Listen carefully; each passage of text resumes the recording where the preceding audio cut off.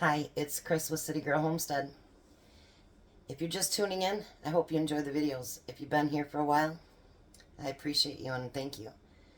Please like, share, and subscribe if you like what we're doing. I'm doing canning, cooking, preserving, dehydrating, food bank hauls, all kinds of stuff.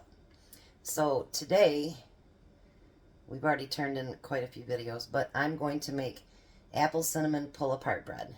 I got a bunch of apples gifted to me and time to get to using them. You'll find in my channel that wasting food is not an option. I don't like that. It's something that's just, I think it was instilled in me, so I really don't like it. You know, I had grandparents that came up through the Depression and you didn't waste anything. You saved all your grease, you reused your aluminum foil, you know, you washed out your bags, everything. You just never ever let anything go to waste. So I'm going to put chopped up apples in there.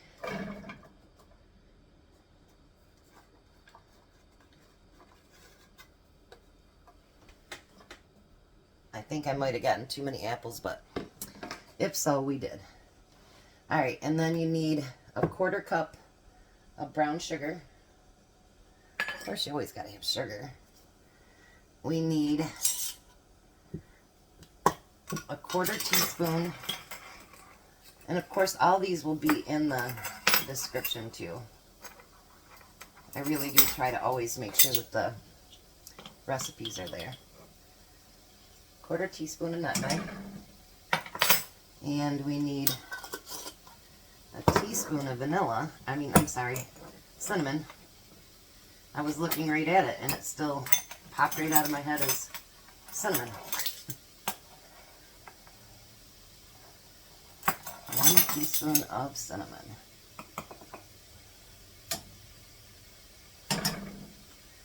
Alrighty. Then we need a tablespoon of butter. I got to thinking about it, like why wouldn't you use more butter? But actually your apples are going to let off some juice too, so so that will take care of a lot of that, so that you don't burn your apples because there's no juice. And then just a pinch of salt. I imagine that's a pinch. You know, everybody's pinching my pinch. I mean, if you could see my husband's hands, his pinch would be like a tablespoon. Okay.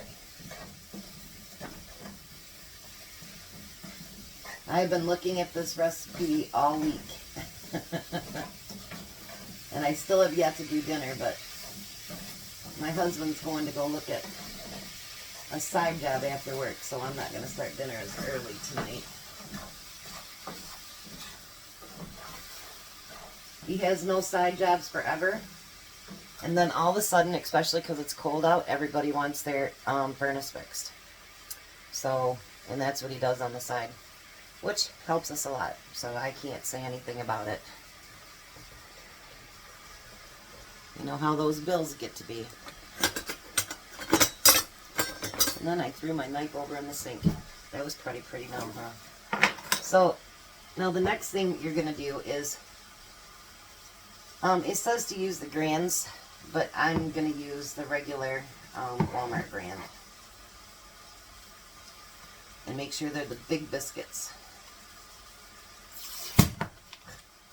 I don't. My sister hates these things. She really... Usually it doesn't get me, but that time it got me. I'm not gonna lie, it got me. Alright, so now with the biscuits,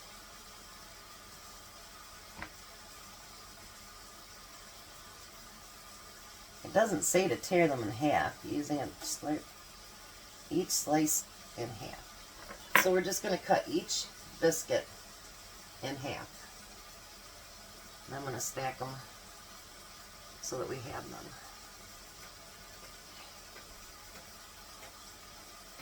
This looks so delicious, you guys. I cannot wait to try it.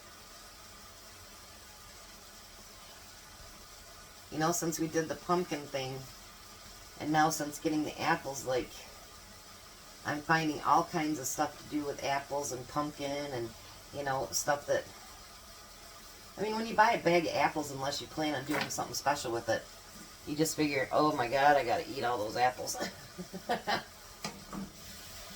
But you can find out that there's so many things you can make from apples, and I thought about pumpkin as pumpkin pie, you know? So we live and learn. There's so many different versatile things. Like, I made cookies last night with apples in them, and my sister came over and she was hungry, and she had, yeah, Jack had, Mark had, I've had one cookie. So they were really, really good, so I hurried up and got them packed up along with the cake and the other thing I made the other day. I put them in the freezer so that my husband can take them to work for lunch. Alright, so it says cook them till they're getting softened, but not mushy. Because who wants mushy? Ugh. I don't like to eat even a mushy apple. I'll tell you a story. I'm going to turn it way down low and then I'm going to turn it off.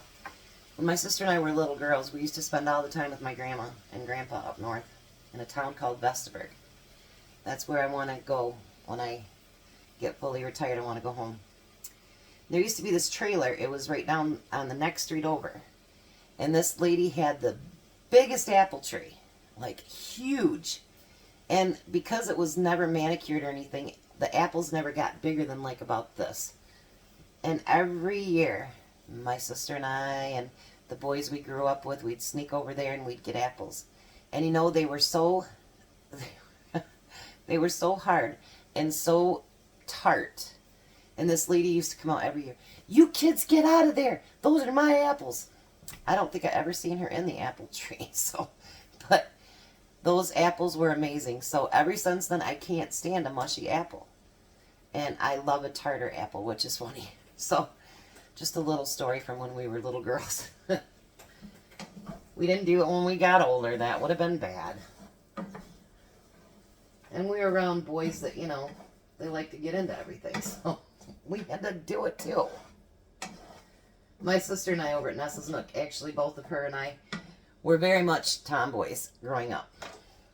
We've turned out to be great wives, but we're still tomboys. We grew up with a bunch of boys, and it was the best childhood you could ask for when we were at my grandparents, because the boys were so much fun. My grandparents were amazing. We had the best grandparents in the world. They were poor. They didn't have anything, but they had a lot of love. And people nowadays, when they talk about poor and, you know, this and that and whatever, to be rich isn't just money. It's never just money. To be rich is to be full of, well, in my case, God and His love, and my children, my husband, my family, my sister, my brother. I do have a brother. You know, you can be dirt poor and be the richest person in the world. Always remember that. All right, so I'm going to let these cool down a little bit, and then I'll be back and we'll put it together.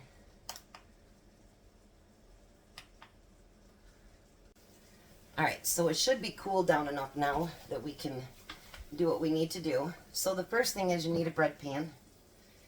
And it says prepare it very nicely. So make sure you grease it real well. Okay. Now you want to make sure your first end has no filling on it. So I'm going to just put it on the end just like that. Alright. Then it says to put about a tablespoon of your apple filling in there. Hopefully you can see what I'm doing here. And then stack it 4 high.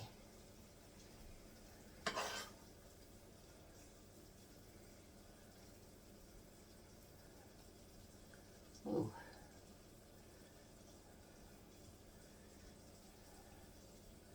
This is going to be fun to try to put in that pan, isn't it? I think maybe I'll do 3 high because I don't want to tip it all over. Because I'm known to be quite the hot mess. Alrighty. So, I'm going to set my pan up that way and put the 3 in there.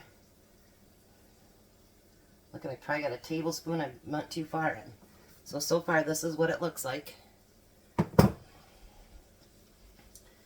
This apple stuff smells delicious, you guys. Delicious.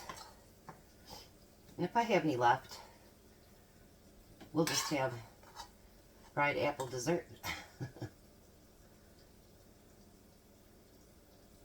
Put another one in there.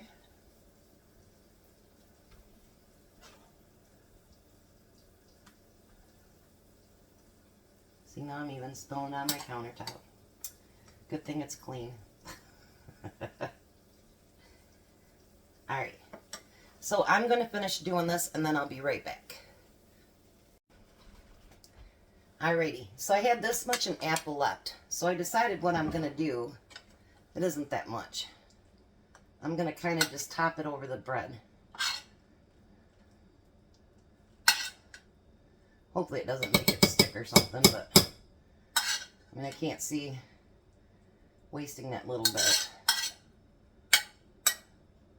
And I would imagine that that's almost going to be like a caramel topping on it that way. Okay. Alrighty.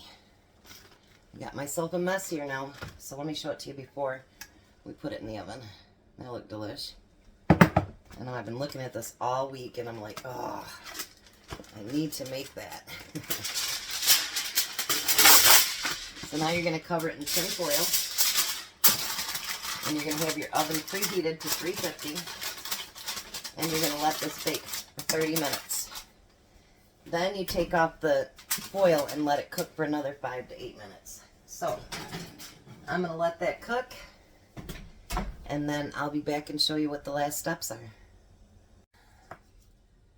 Alright, so we're back and the bread is finished. Well, almost. How does that look?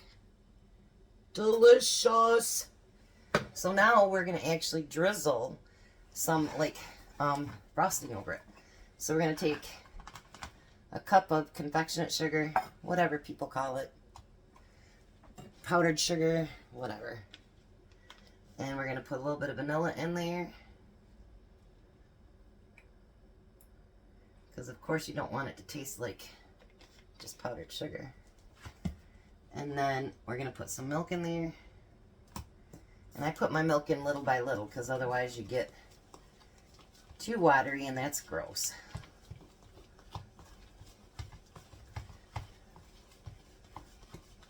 I can use just a little bit more.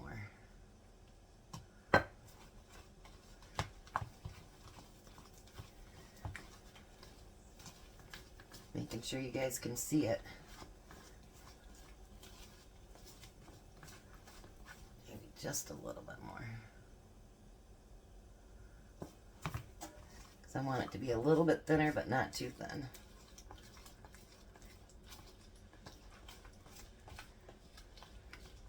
Jack's here because we're about to start dinner, but doesn't it smell good, Jack? Yeah. It smells very yummy. No, Jack, you can't have none. Jack's like, that's not fair. Alright, so we're going to drizzle this over the top. That sounded like a big truck going through, didn't it?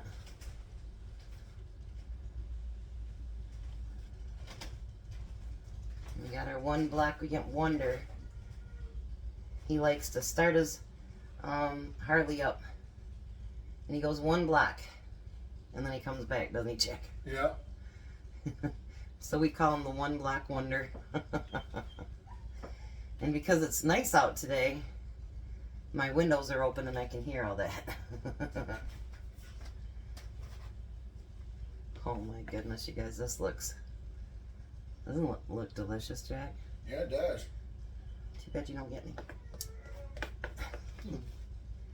You know, the one thing I would have probably done to make this even better